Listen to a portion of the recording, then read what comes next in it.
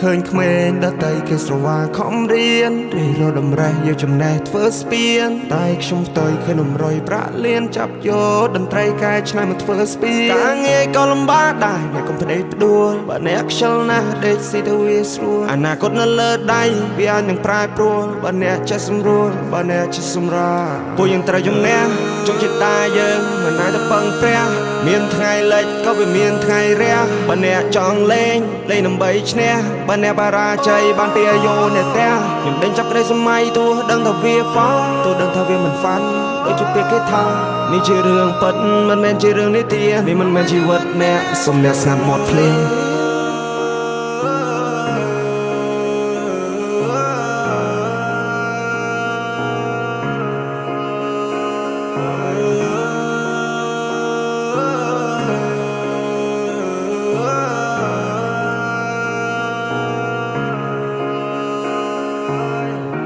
ទីកន្លែងដែលมันធ្លាប់មកត្រូវផ្ដើមសារថ្មីក៏មិនຕົកសោកអស់មហិច្ឆតាតាំងពីផ្ទះមកសច្ចាខ្លួនអញបានដួលក្រោកចិត្តធំចេញក្រៅទាំងណាមេក្តៅចង់ដើរផ្សងព្រេងក៏មកជីវិតបោកបៀមຕົកយ៉ាងណាក៏នៅតែទ្រាំព្រោះចិត្តចង់រកលុយតាំងពីក្មេងទឹកភ្នែកស្រកចោះអាណិតខ្លួនឯង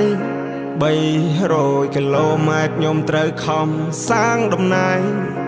ដល់ដីថ្មីគ្មានអ្នកគេស្គាល់ត្រូវកសាងគេឈ្មោះចាំងចែងលើលោកនេះមិនមែនលំបាកតែឯងលទ្ធផលនឹងតបស្នងស្ដាយស្ដាយបើសិនជាអ្នកខំប្រឹងឈរជើងឲ្យមាននំណឹងមួយច្បាស់ដូចក្តឹងភាពក្រលំបាកខ្ញុំហឹង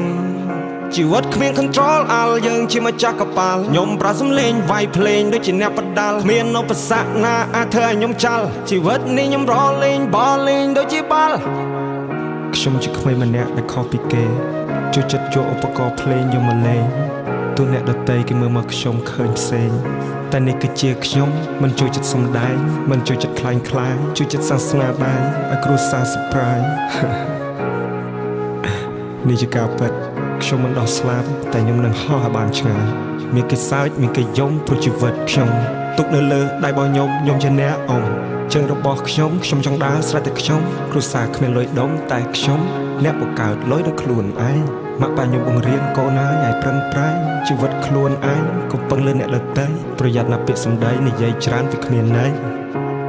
ខ្ញុំគឺជាក្មេងម្នាក់ដែលជួយចិត្តសមាសម័យចង់គេស្គាល់ឈ្មោះទេពិសិដ្ឋតាមរយៈតន្ត្រីចង់ខ្លាចទៅជាកវីដែលមានសិទ្ធិសេរីភាពពេញលេញចង់ខ្លាចទៅជាមនុស្សដែលចងចាំមិនអាចដកចេញ No one supporting me and no one believing me I just want to say fuck you cause I need nobody I come here for fight មិនមែនមកប្តេជ្ញាផ្ដួលជីវិតនេះមានច្រើនដំណាក់កាលណាស់មិនមែនស្រួល This is the message for you all ចំណុចខ្សោយមិនត្រូវបានបង្ហាញមានតែភាពក្លាហានក៏មិនអាចទៅដល់ប្រើគោចំហខ្លួនឲ្យបានរឹងមាំប្រើចំណេះបច្ចេករាងកាយធ្វើវាមួយតើដដល់ឬអ្នកគិតថាខ្ញុំមិនអនាគតខ្ញុំជាអ្នកសម្រាប់